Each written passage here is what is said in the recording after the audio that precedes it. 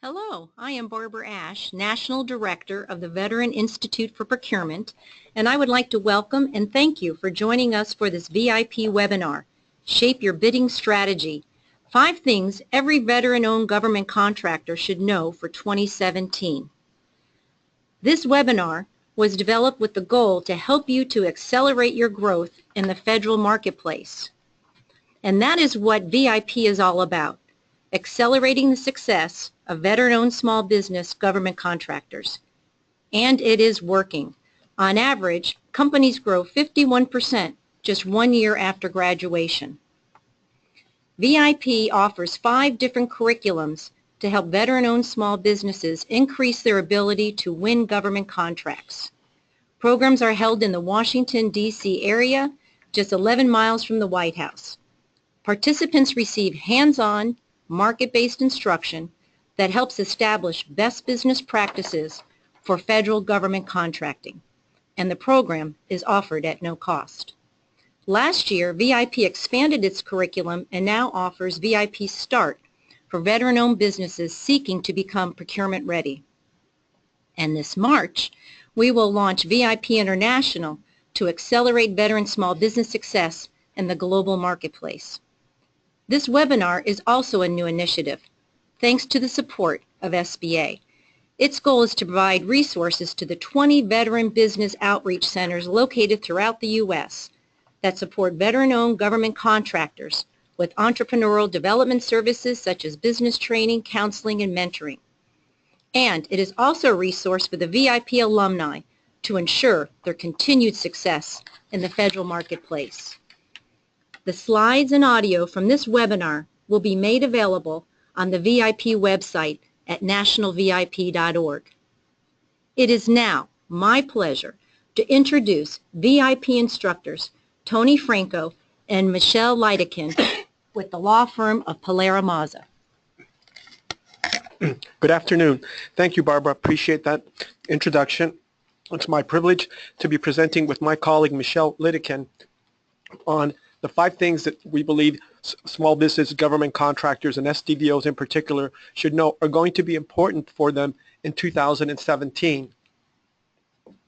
Before I begin, just real quickly want to make a note that the information we're going to be providing to you today is not legal advice, although it is grounded on laws and regulations that we are constantly monitoring, and also information that we're obtaining here in DC with regard to policies and practices and proposed regulations and initiatives that are being taken here in the nation's capital that impact companies throughout the United States, and particularly those SDVOs who are listening here, as we believe that there's going to be significant activity this year that could impact the government contracting community.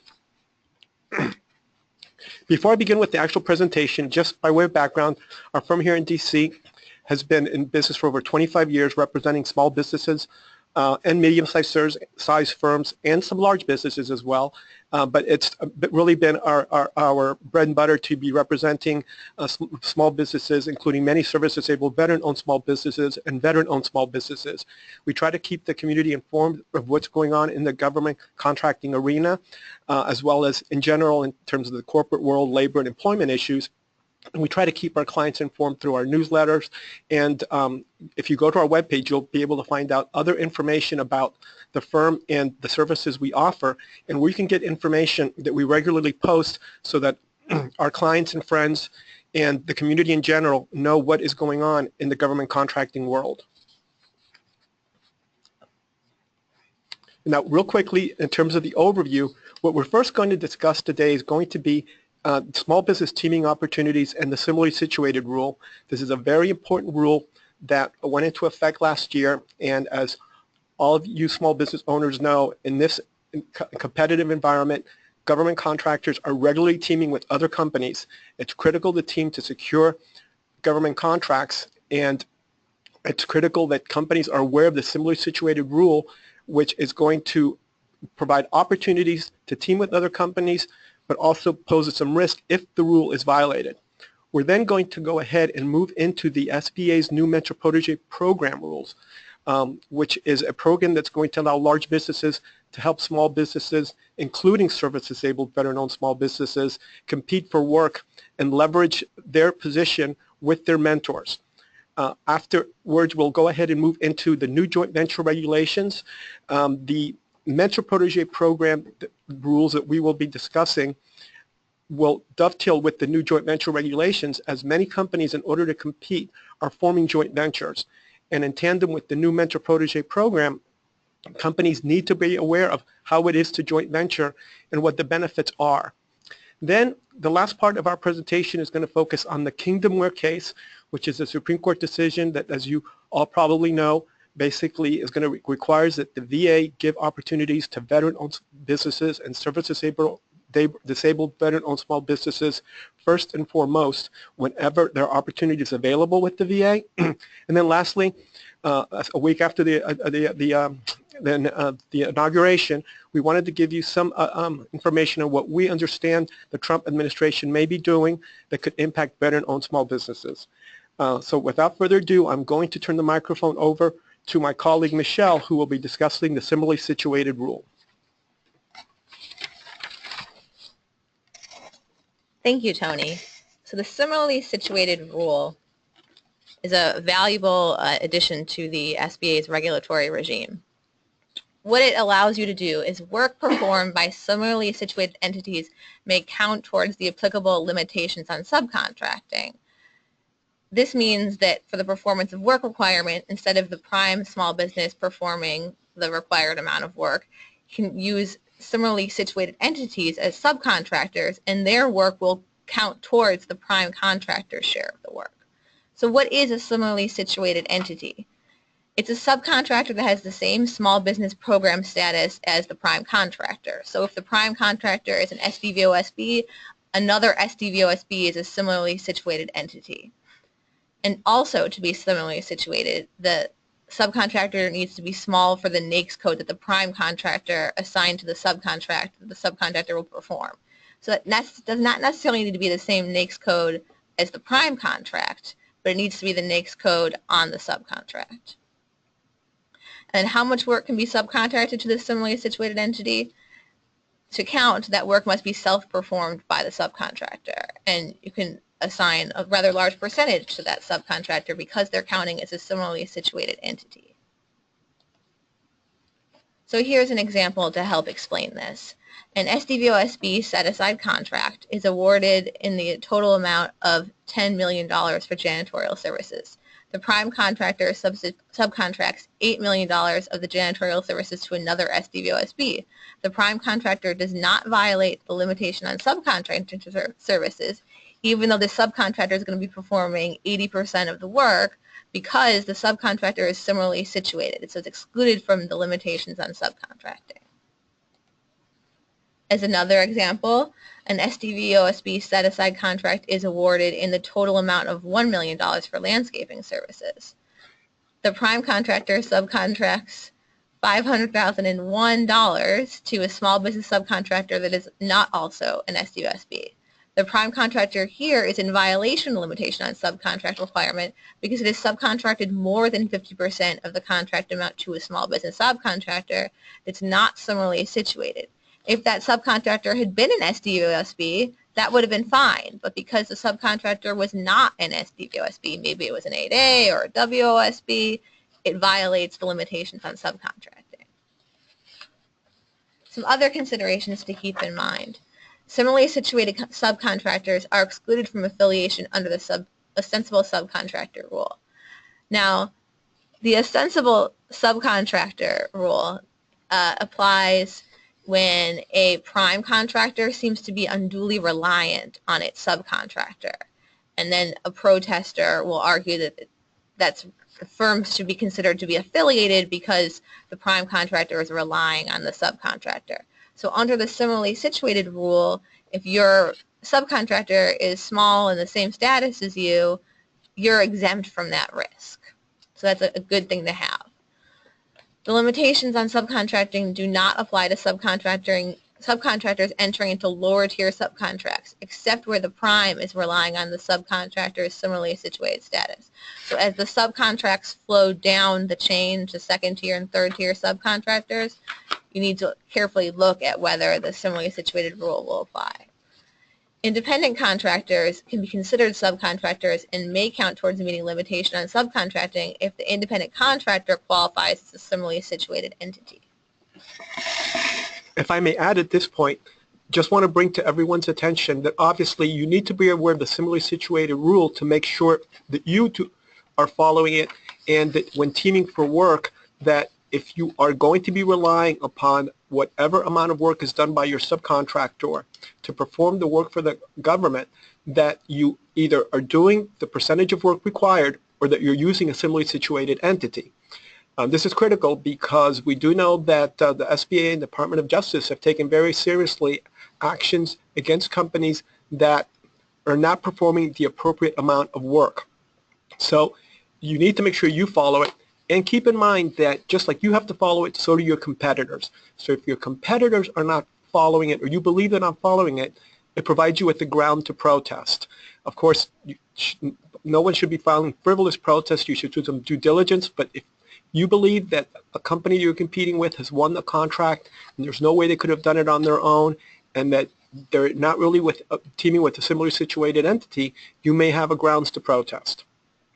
Also, real quickly, I know we did receive one question from an attendee indicating that they were not aware if they were going to be able to get these slides later, and they were feverishly taking notes.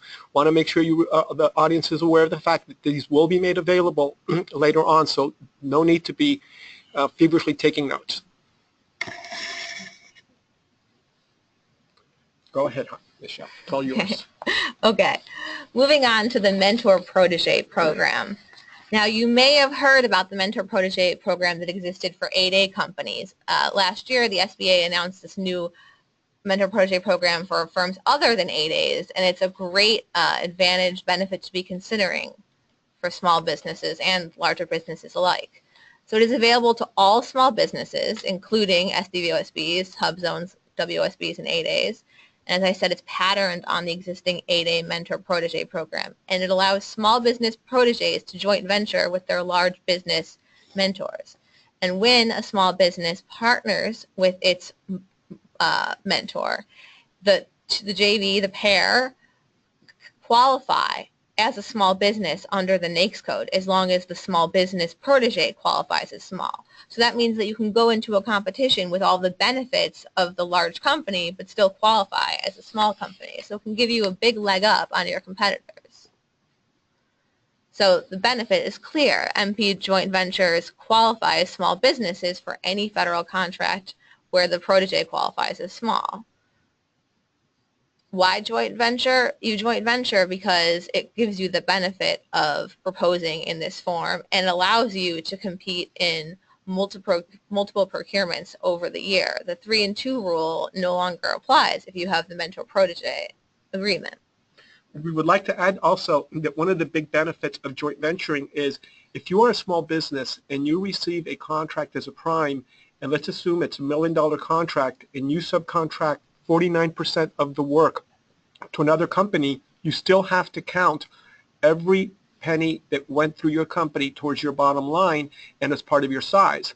So if you would like to stay small longer, as many of our clients do, because remaining small allows you to compete longer in the small business arena, and you may be very profitable as a small business, one of the ways to ensure that you are small longer when receiving large contracts is to joint venture with other companies rather than subcontracting, because again, you only count those revenues you receive as part of the joint venture. And also, with regard to joint ventures, keep in mind that the SBA recognizes that you can form joint ventures under limited liability company structures, for example, so that gives you added protection. And you could also try to obtain the past performance that comes from your joint venture partners. Michelle will discuss this further, but there are a significant number of advantages to joint venturing, although no one should just go into a joint venture without really studying carefully whether they want to go through the process of forming a joint venture, negotiating a joint venture agreement, and essentially being in a marriage. It's a short-term marriage, but it's a marriage with another company to perform a contract. We've gotten a few questions about what the 3 and 2 rule is, and we understand not everyone is versed in all these, abbreviations and semantics that sometimes people who do this every day use. So the 3 and 2 rule is that if you are in a JV and the JV is awarded more than 3 contracts in a 2-year period, they're presumed to be affiliated because they're doing so much work together. So when you have this mentor-protege JV, you're not subject to that limitation anymore, and you can do more contracts together without that risk. Another benefit is the protege firm can raise capital without fear of affiliation. In other contexts, if a company is providing a small business with financial investments or loans or resources, that can create an affiliation problem. But here, the protege can raise capital from its mentor. And the way this is done under the regulations as contemplated by the SBA is that the mentor either can borrow funds from its mentor through some kind of a loan agreement, or the mentor can provide guarantees on loans. But primarily, one of the ways the SBA is trying to facilitate a capital transfer is by allowing the mentor to acquire up to 40% interest in the protege. So a large business that may now enter into a mentor-protege arrangement with a protege and realizes that they're helping a company grow, be successful, and perhaps even be a competitor, it may make sense to them to want to invest capital in that company so that they get the upside of that growth as well. Now, we always tell our clients to be very careful giving away equity, that's something you only do when you have to, but there are situations where it makes sense to raise capital through your mentor's investment in the firm, which may make them even more committed to helping you out. And then a final benefit here on this slide is that you have potential incentives from procuring activities during contract evaluation. When your proposal shows that you're going to be doing a lot of work with your mentor and protege, not only do you have a proven record of past performance working together, you also get the benefits that the mentor is bringing, because presumably your mentor has a proven record of success as well. So protege eligibility. You must be small under the primary NAICS code or seeking assistance in a secondary NAICS code under which it's also small. A size determination is not required. You self-certify. The protege is not limited to a single mentor. You could have another mentor if that mentor is going to provide you something that your current mentor does not already provide you. So maybe it's a different industry that they're an expert in, a different NAICS code, or they're better at civilian and you've been working for DOD customers. So as long as you're getting some separate benefit from a different mentor, you can have multiple mentors. And it's important to ensure that your protege qualifies as an SDVOSB, HubZone, WSB, or 8A if you're the mentor looking to partner with a protege, because you want to make sure you're going to be able to get those opportunities. And keep in mind that this is open also to small businesses. But for example, for a service-disabled veteran-owned small business, to be able to enter the program with a mentor that then wants to help them not only get small business set-aside contracts, but SDVOSB contracts, this gives them a tremendous potential significant advantage, because if they're now competing with other service-disabled veteran-owned small businesses on set-asides, and they do not have large business mentors, those with the mentors are going to be better positioned to win the work. So how do you apply? It sounds like a great opportunity and you want to pursue this. You can get an online application available at the SBA's website. All applicants must execute and submit a mentor-protege agreement that details the needs, assistant timeline, and success, and how you're going to measure the success. And then you submit that to the SBA. That is the primary requirement. And then if you are interested in the new Mentor Protege program, you should apply now, because you want to get that Mentor Protege agreement approved so that you can start bidding on opportunities as a Mentor Protege JV. Now, to add a little bit more with regard to the application process, you should know that before companies apply, the SBA expects firms to obtain online training as to the program and the application process, and you have to certify you've received this online training. You should also know that when the SBA rolled out this program, they recognized there would be a significant demand for it. This mentor protege program has actually been in the works for a number of years. Originally, the SBA was going to create a program for mentors and proteges that were service-disabled veteran, HUBZone, and women-owned small businesses. But just before they rolled that program out over a year ago, Congress amended the Small Business Act to make it open to all small businesses. So there's now been a pent-up demand of companies that want to enter this program, and the SBA is not sure what it's going to be able to do in terms of processing so many applications. So as a result, they've indicated that they may actually at some point no longer take any more applications. It's unclear how the SBA is going to handle the backlog. We understand from experience already that they are moving fairly quickly in the processing of these applications. So it may be that there isn't a backlog. But for those of you who have not yet applied or have not thought about applying, you need to think about whether you want to go down this route, because this program is going to be around for a while, and there are going to be more and more opportunities being set aside for service-disabled veteran-owned small businesses and small businesses in the future. And those companies that already position themselves with mentors are going to be just better able to compete for work. So that's something to keep in mind. We're not advocating that companies enter the program, but those companies that are not, because they just don't have the right mentor, and you need to really have the right mentor, those though that are not in mentor protege relationships need to then be thinking very carefully as to who they team with and how they plan to pursue the work, because the competition could be quite stiff given this new environment that the mentor protege program creates. And a mentor can have multiple proteges. For that, the mentor needs to be able to show that that one protege is not going to suffer or have a detrimental effect by there being another protege. The mentor has to be able to help the 2 or 3 proteges all effectively at the same time.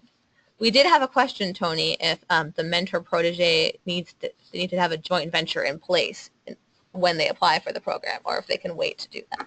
No, you do not. As a matter of fact, you do not want to create a joint venture and submit a proposal on behalf of a joint venture with a mentor that's a large business until the mentor protege agreement has been approved. The reason why the mentor protege program is so important to companies is that once you enter that program, you're going to be exempt from affiliation. Prior to the actual approval of that mentor protege agreement, 2 companies that are working very closely together are going to be subject to the regular affiliation rules, and one of which is a rule that says that if 2 companies joint venture, they may be deemed affiliated unless they're both small.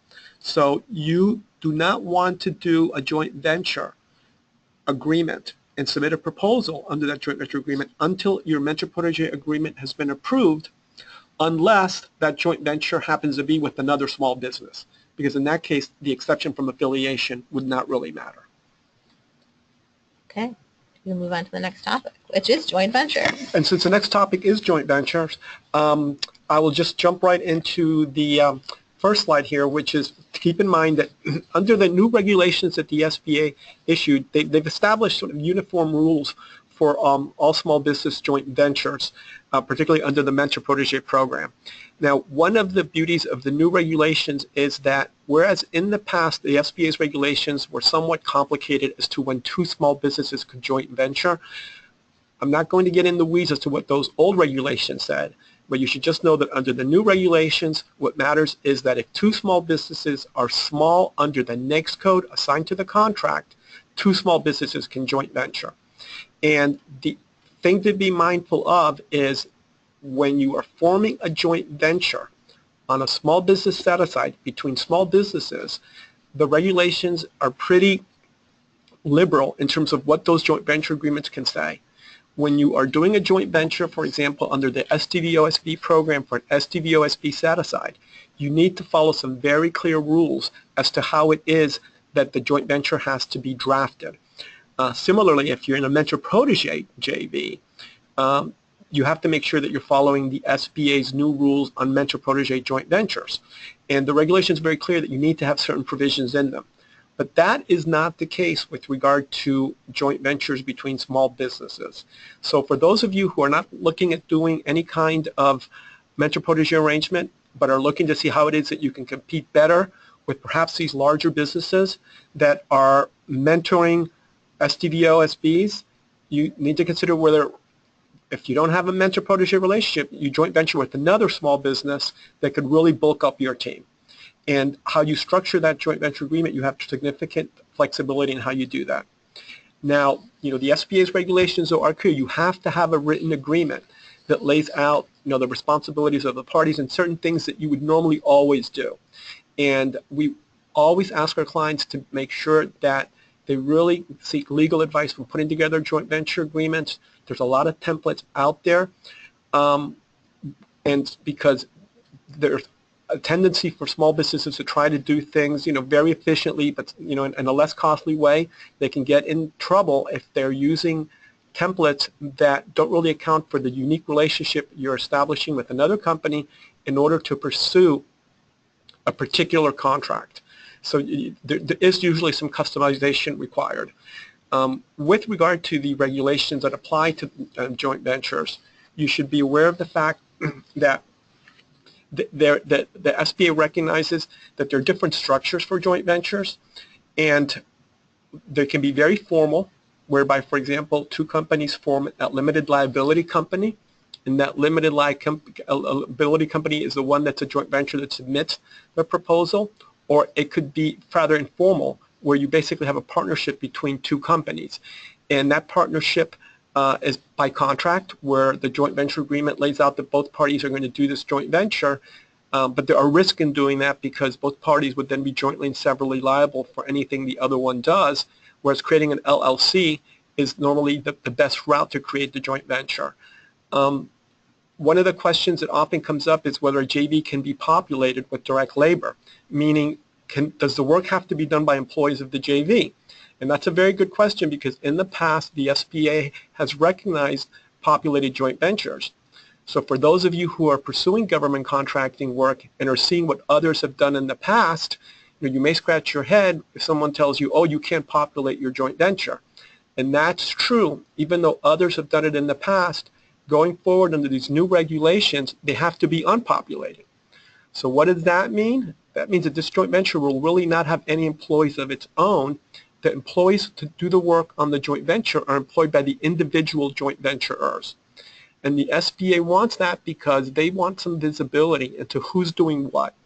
And this is particularly important for joint venture agreements involving, for example, service-disabled, veteran-owned small businesses.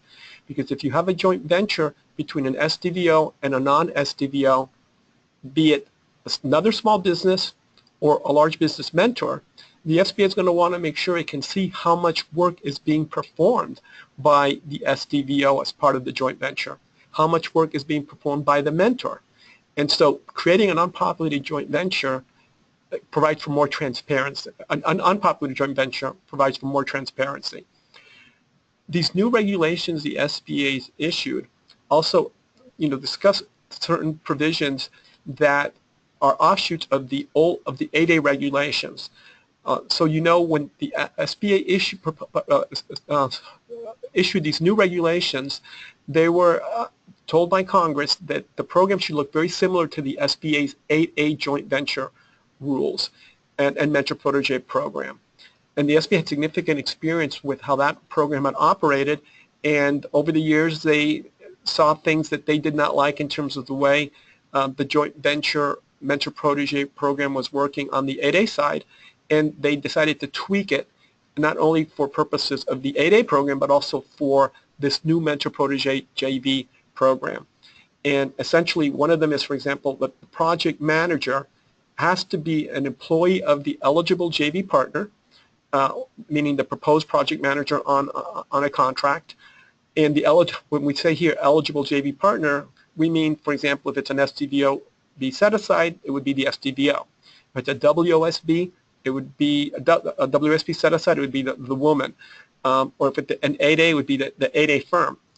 Now, one of the things that the SBA was mindful of is that some companies were entering into mentor-protege arrangements, creating joint ventures, and then basically bringing the mentor's personnel over to essentially serve as the project manager.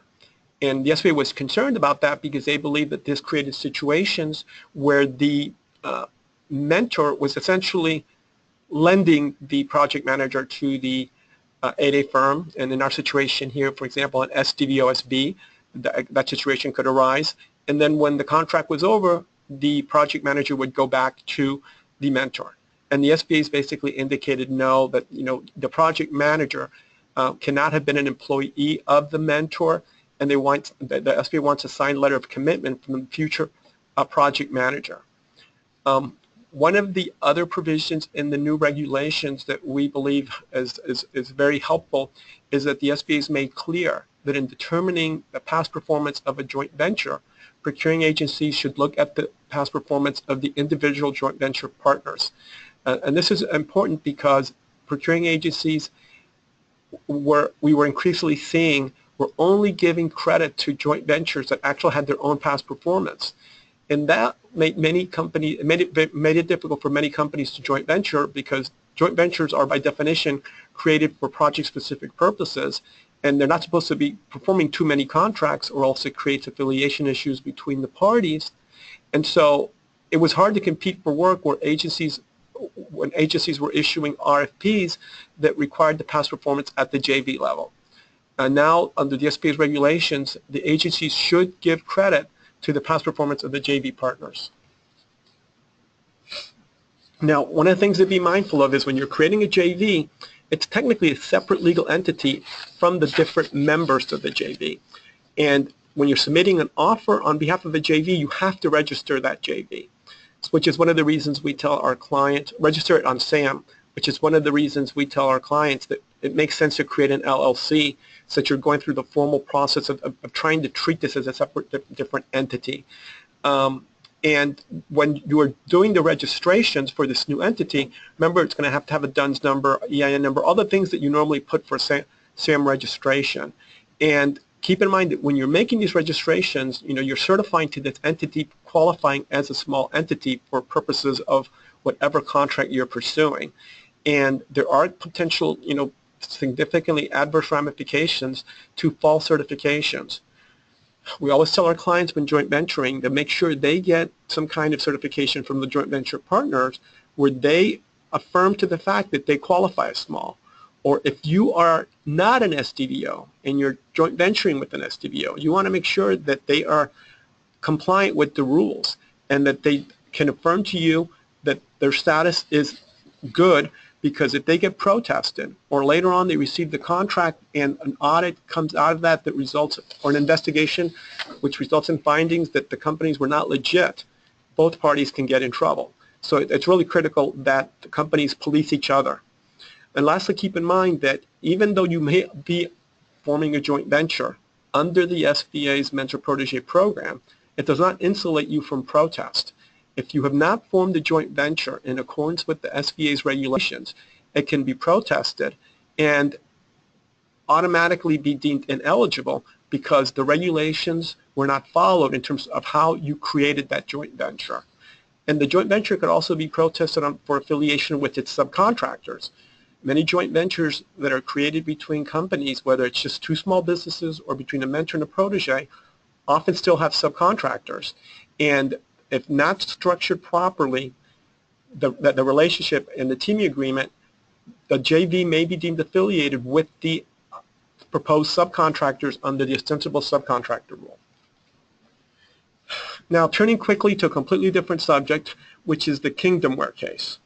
And this is just a very important case for the veterans community, because this is the Supreme Court case that arose out of a law passed by Congress back in 2006, which basically provided that for purposes of the Department of Veterans Affairs, the VA, it should award contracts to veteran-owned small businesses if essentially two conditions were met. And that was, what we call the rule of two, which is if there were two SDVOs or veteran-owned small businesses that could perform the work, and if the contract could be awarded at a fair and reasonable price. As you know, there are frankly just significant number of SDVO set-aside contracts as opposed to veteran-owned small business set-aside contracts. But this is the way the statute was passed. And then after the law was passed, regulations were issued by the VA for purposes of having firms certified as veteran-owned small businesses or SDVOs in order to compete for work with the VA. Well, what ended up happening is after this law was passed, different contracts were being set aside for STVOs, but oftentimes there were certain contracts that were not being set aside, and particularly with regard to, for example, under the GSA schedule. For those of you who are familiar with the GSA schedule, you know that this is just a contract vehicle that allows you to basically get work on a government-wide basis. So many government contractors try to get on the schedule, and it's easier for agencies to have their requirements met through the schedule. Most companies that are out there, when they start in the government contracting arena, they try to get on the schedule because it sort of serves like it's an umbrella contract to get more work. But what ended up happening is the VA was using schedule contracts to award task orders and contracts to companies that were not SDVOs, and that resulted in a number of protests, and those protests were filed with the General Accountability Office, the Government Accountability Office, which is one of the government agencies where government contractors can go and complain about the way a contract was awarded. We do a lot of protest work. Most of that protest work is done before the GAO. You can also go to the Court of Claims. But the bottom line is those companies that were filing these protests with the GAO were finding the GAO ruling in their favor, saying that these contracts were supposed to be getting set aside for STVOs. But despite these decisions, the VA ignored them. And as a result, eventually, this one particular company called Kingdomware took the VA to the Court of Federal Claims, which is another place you can protest. It's more costly than going to the GAO, but there are certain benefits to going to the Court of Claims. Bottom line is the GAO, for example, makes recommendations which most agencies follow. When you go to the Court of Federal Claims, you have a court actually now rendering a decision. And Kingdomware was able to get the Court of Federal Claims to basically uphold the GAO's decisions. Eventually, this worked its way through the system, and it ended up in the Supreme Court. And it's very hard to get a case before the Supreme Court. The justices take very few cases, but this is one they took. And interestingly, the VA came up with a number of arguments to basically demonstrate why it did not have to follow the law the way the service-disabled, veteran-owned small business and veteran community was viewing it.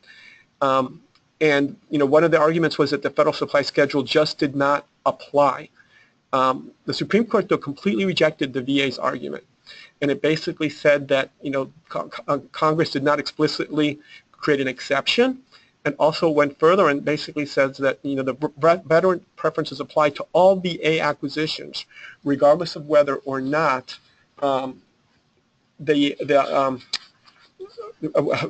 regardless of whether or not the VA has met its annual veterans contracting goals, which is an issue that the Supreme Court had to address, because one of the arguments the VA had made is if the VA was meeting their goals for award to service-disabled veteran-owned small businesses, that was good enough. They could then start awarding contracts to other companies. But the Supreme Court said no, which frankly then means that in the current environment, the VA should be awarding all their contracts to veteran-owned small businesses or service-disabled veteran-owned small businesses if there are two out there that can do the work. Now, what is the impact of this? For those of you who have been certified by the VA through the CVE program, keep in mind this is only in connection with the VA acquisitions. It means that there should be more opportunities available to you because the VA should be making contracts open to service-disabled veteran and veteran-owned small business first and foremost. The way that the decision is being interpreted is really no longer subject to any kind of challenge. At the end of the day, the Supreme Court has spoken, Congress has passed a law, and so therefore companies out there that are looking to expand their business base should view the VA as one of the places they can go to get more work. Now, the truth of the matter is we don't know what's going to happen in the next 4 years with the Trump administration. President Trump, when he was running for office, clearly was very supportive of the veteran community. And so as a result, we think that those opportunities should remain there and should actually expand further. But by the same token, you should keep in mind that the VA did fight this very broad interpretation of the law. And it remains to be seen whether there are still people within the VA that may be telegraphing that the interpretation of the law is one that is wrong and that Congress should change the law so that the VA has significantly more flexibility in how it tries to meet the contracting needs of the VA. And as we all know, the VA has been the subject of tremendous criticism over some of its operations, and it would not be surprising if the VA feels that in order for them to fix those problems, they need to go outside the veteran community. And so it remains to be seen to what extent there may be individuals that push within the administration to water down the impact of Kingdomware. And this is something that means that the veterans community is going to have to be very mindful of the problem, of this possibility, watching what's going on in Washington and making its voice heard if there seems to be an erosion of what this program does for service-disabled veteran-owned small businesses and veteran-owned small businesses.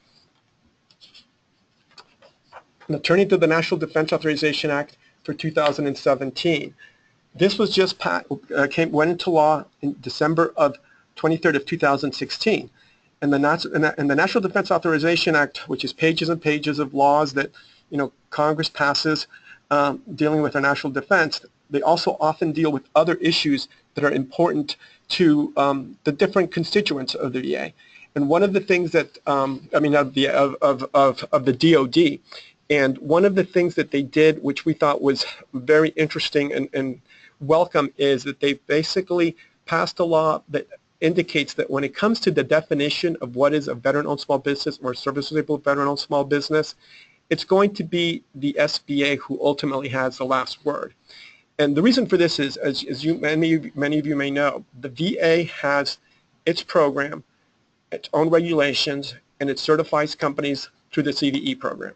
The SBA has another set of regulations that apply to all other departments of the federal government.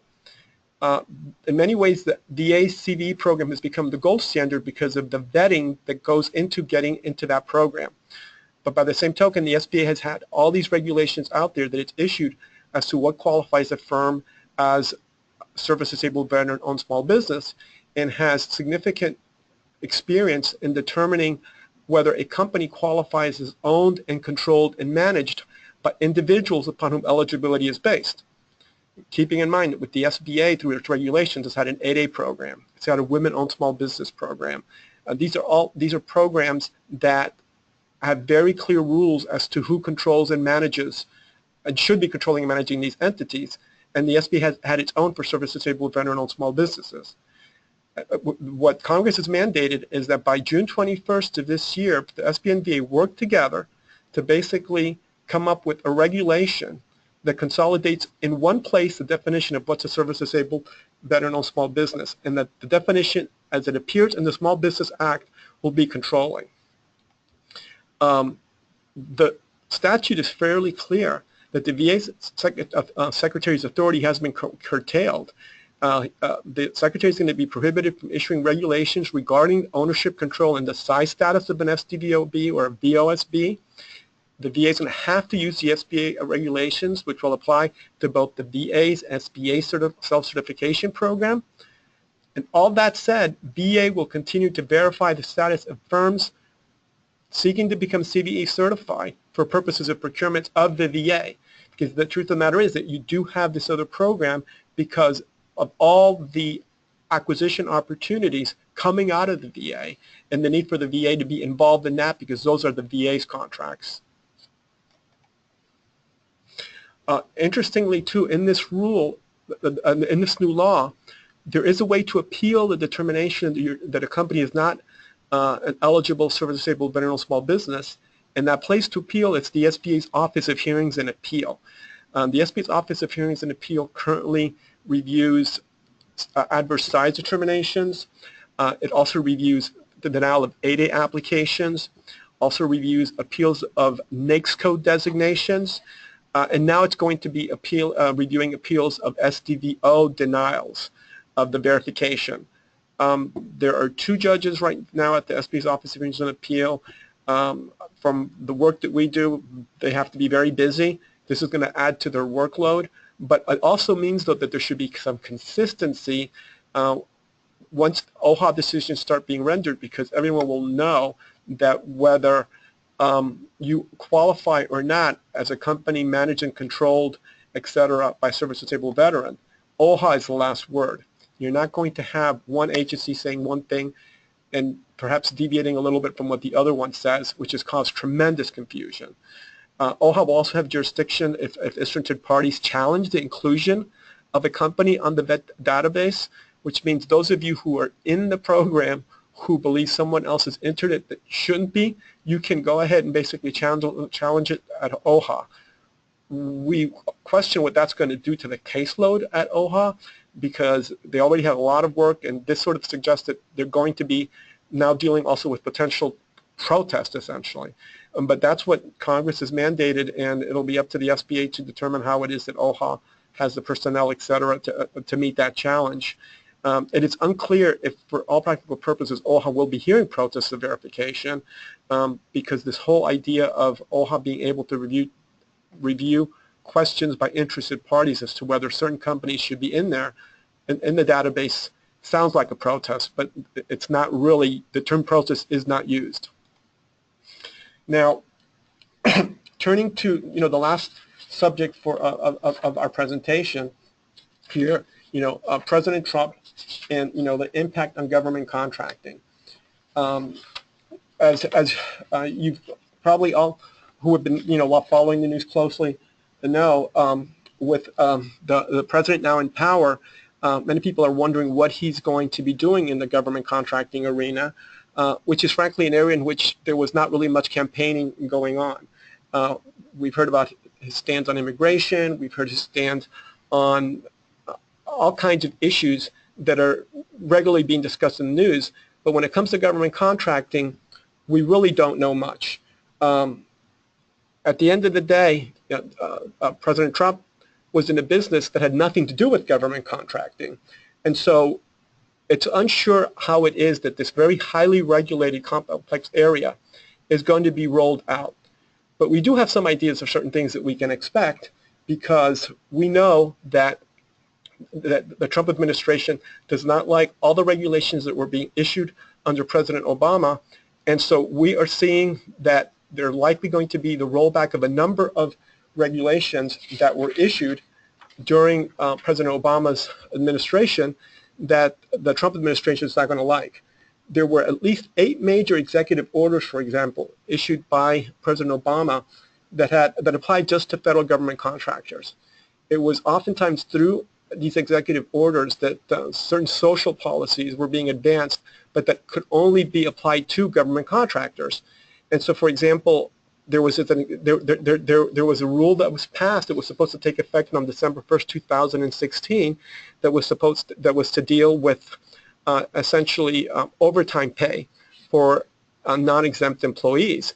And under this new rule that was to go into effect on December 1st, 2016, anyone that was going to be exempt from the overtime pay requirements needed to be paid at least $47,476. That was being completely rolled out until just before December 1st, when there was a court order that enjoined that rule.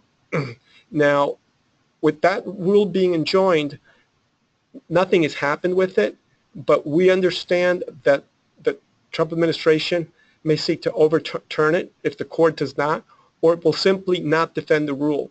So this is an example of one of those rules that many government contractors were really struggling with prior to December 1st, because they really had to change the way they were paying a significant number of their personnel who they viewed as exempt, now had to be paid overtime or get these salary increases.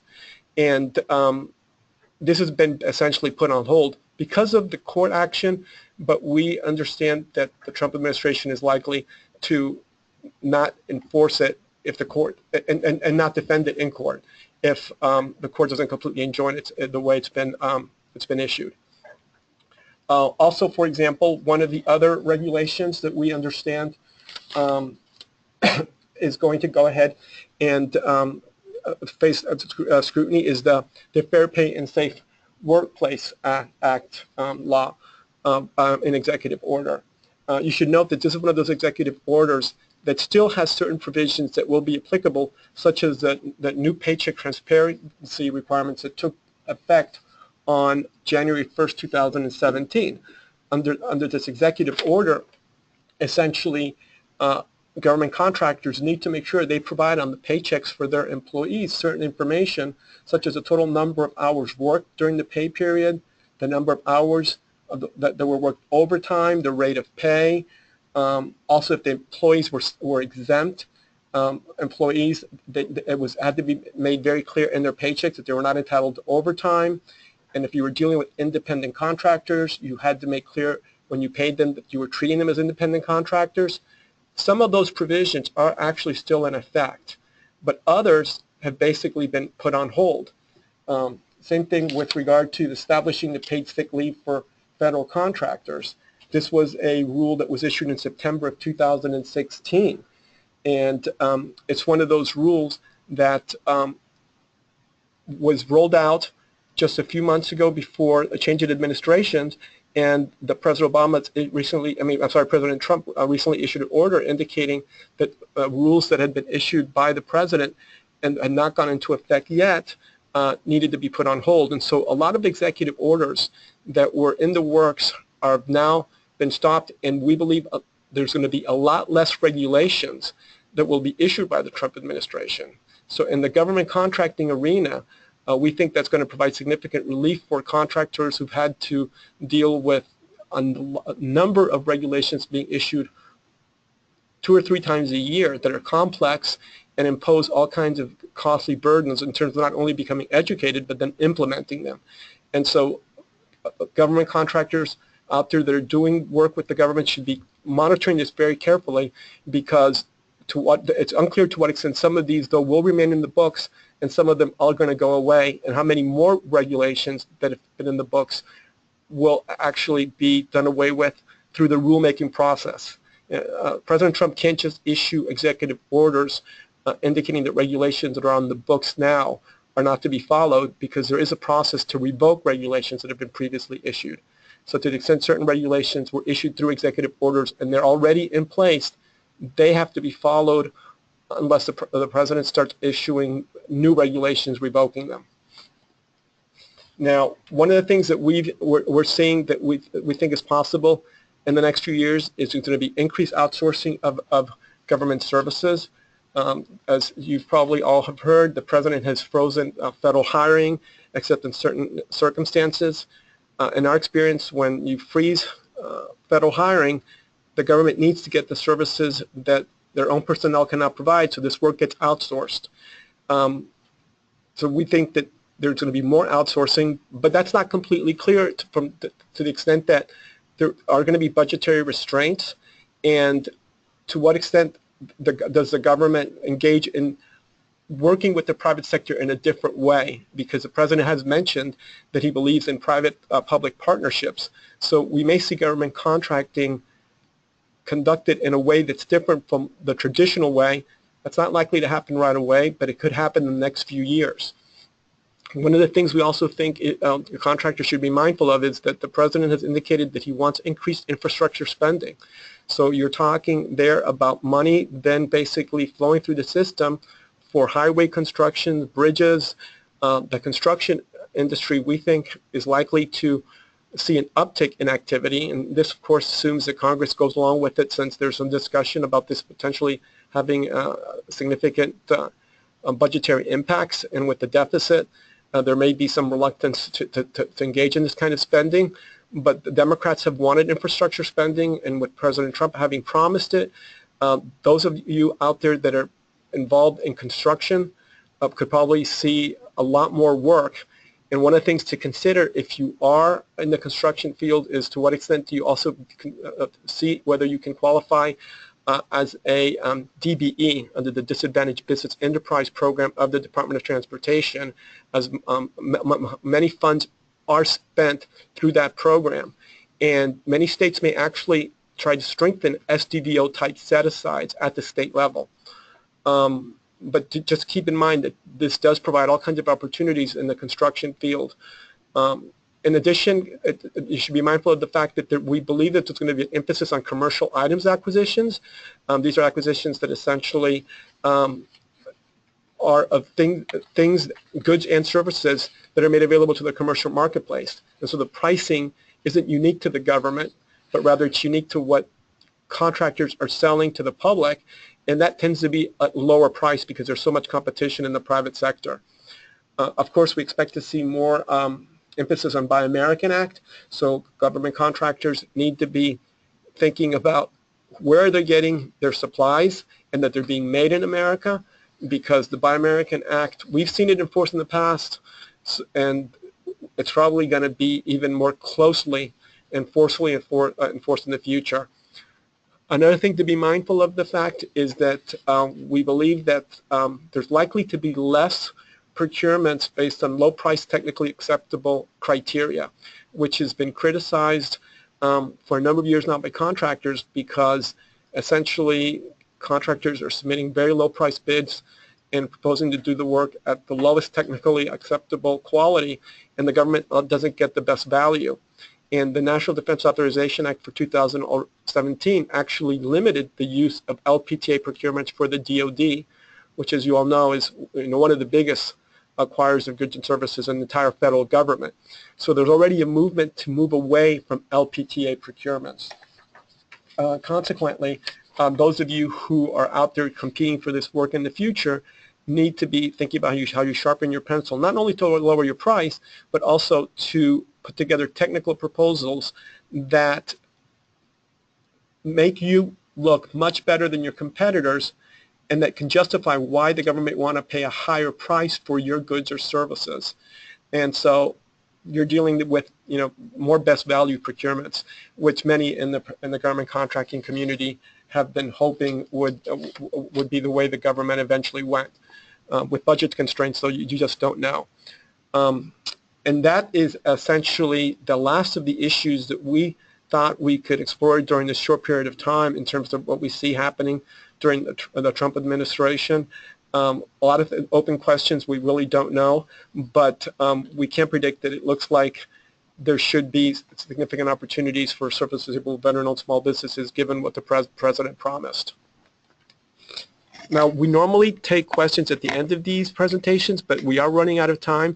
Please feel free to send us emails with your questions, and my colleague Michelle and I will do everything possible to get back to you with individual responses in the next days, maybe weeks, because we have had a significant number of attendees, but we do try to get back to everyone. And if you asked a question during the session that we've not yet provided an answer to, we will follow up with you afterwards. Well, thank you, Tony and Michelle, for your excellent presentation on the 5 things every veteran-owned government contractor should know for 2017. And thank you to our participants for attending the VIP webinar, and to SBA for making this webinar possible. Again, we hope you found the information presented to be helpful as you shape your bidding strategy for 2017. I would like to ask that you take a moment to complete the very short survey that will be sent to you immediately following this program. Your feedback is very important to us. Again, thank you, and we wish you all continued success in 2017. Have a great day. Goodbye.